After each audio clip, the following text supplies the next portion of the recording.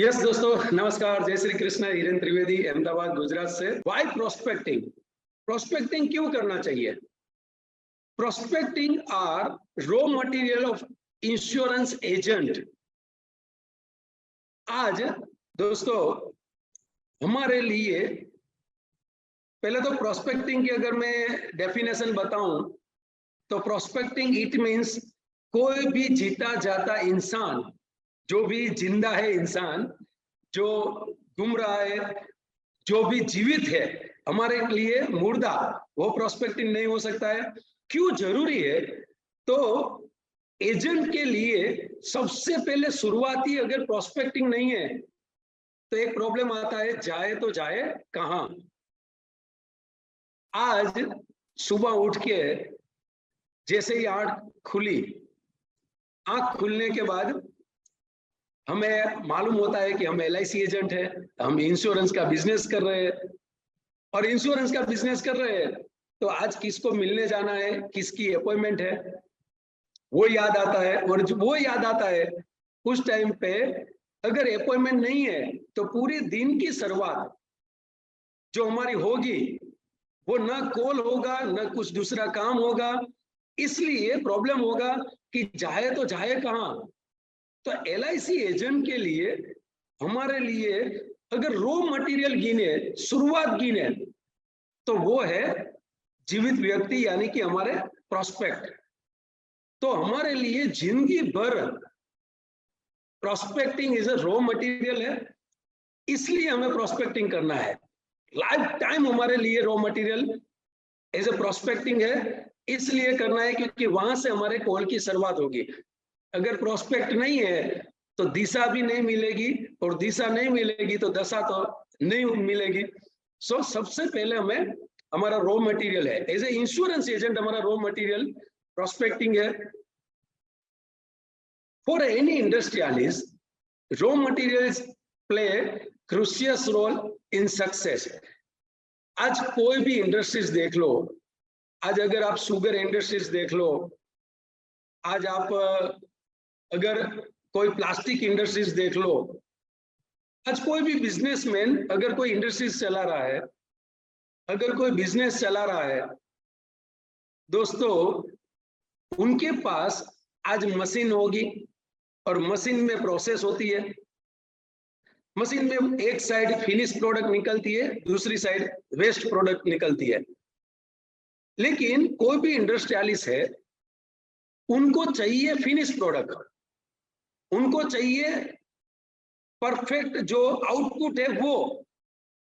लेकिन वो वहां पे ध्यान न रखते हुए उनका फोकस जो होता है वो ऑलवेज रॉ मटेरियल पे होता है, क्योंकि रॉ मटेरियल जितना ज्यादा उतना प्रोसेस ज्यादा होगी, और प्रोसेस होगी तो फिनिश भी निकलेगा, स्क्रैप वेस्ट मटेरियल भी निकलेगा।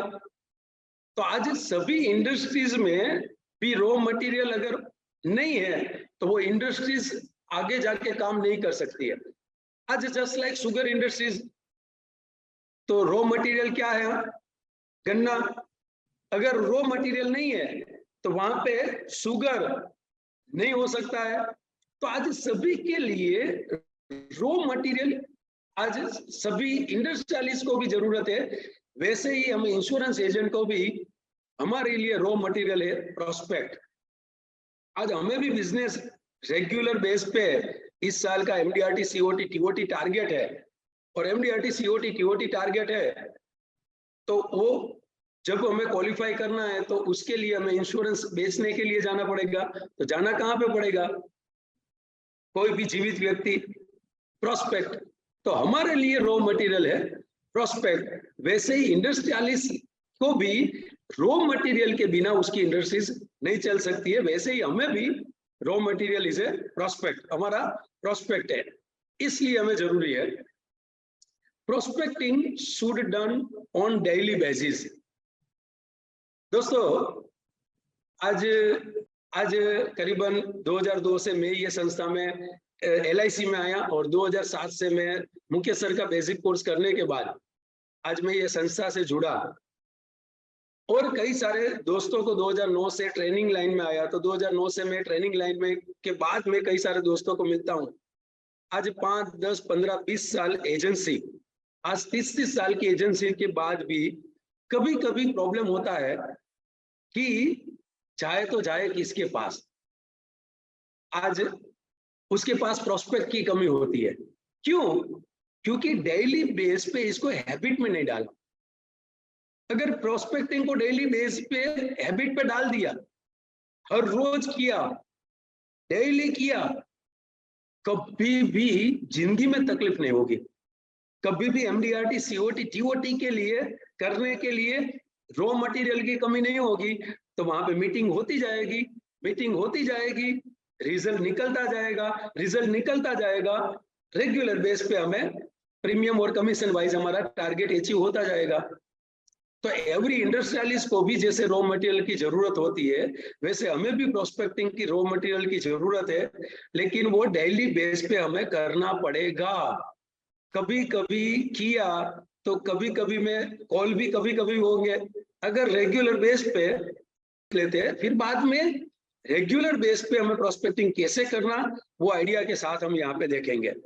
तो सबसे पहले तो वाई प्रोस्पेक्टिंग, क्योंकि डेली बेस, डेली हमें इंसान की जरूरत है, डेली हमें कॉल करना है, डेली 5 लोगों की जरूरत है। तो डेली जरूरत है तो डेली नया स्टॉक होना चाहिए।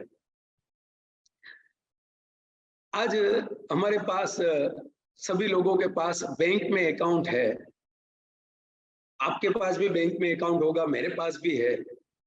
सच बताओ, हमारे सेविंग अकाउंट है या करंट अकाउंट है, उसमें कौन से टाइप के ट्रांजैक्शन होते हैं? हम पैसे जमा भी करते हैं और वहां से विड्रॉ भी करते हैं, यस या नो? अगर वहां पे डिपॉजिट किया एक बार, फिर withdrawal, withdrawal, withdrawal, withdrawal, withdrawal, तो एक दिन ऐसा आएगा कि पूरा अकाउंट खाली हो जाएगा। वहां पे हमें डिपॉजिट भी करना पड़ेगा। वैसे ही प्रोस्पेक्टिंग का है, डेली बेस पे हमें प्रोस्पेक्टिंग भी डेली बेस पे करनी पड़ेगी। अगर हमारे पास 100, 200 या 500 प्रोस्पेक्टिंग या 1000 है, लेकिन उसमें से 5-5 लोगों को डेली हमने मिलना स्टार्ट किया, तो आगे जाके एक टाइम ऐसा आएगा कि जिन जिन लोगों के पास हमें मिलना था वो तो मिल लिए, फिर प्रोस्पेक्टिंग खत्म हो जाएगा। अगर डेली बेस पे इसको हैबिट में डाल दिया तो नया स्टॉक भी आएगा, नई डिपॉजिट भी होगी, साथ में विड्रॉल भी होगा। डेली 5-10 नए प्रोस्पेक्ट मिलेंगे, प्रोस्पेक्टिंग करते जाएंगे और साथ में 2-5 कॉल होते जाएंगे, तो वो हमारे अकाउंट में से विड्रॉल भी होगा। सो इसीलिए हमें डेली बेस पे जरूरत करनी पड़ेगी, मीन्स रेगुलर बेस पे प्रोस्पेक्टिंग करनी पड़ेगी।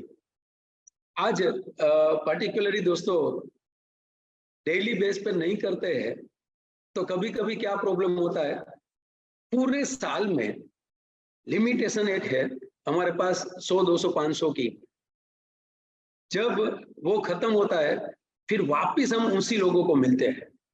आज हमारे पास प्रोस्पेक्टिंग नहीं है, तो बारी बारी वो 5, 10, 15, 20 नाम जो है हमारे पास, जिनके साथ हमारे इंश्योरेंस की बात चल रही है, जिनके साथ हमें रेगुलर हम टच में है, जिनको हमने इंश्योरेंस समझाया है, कोई ना कोई प्लान समझाया है, उनको ही मिलेंगे। और उनको मिलेंगे तो एक समय पे वो भी कंटा लेंगे, वो भी कुछ ना कुछ हमें अवॉइड करेंगे, वो भी ना बोलेंगे, फिर नेगेटिविटी आएगी, फिर फ्रस्ट्रेशन आएगा, फिर रिजेक्शन आएगा, तो हमें कहीं ना कहीं ऐसा लगेगा कि ये बिजनेस अच्छा नहीं है।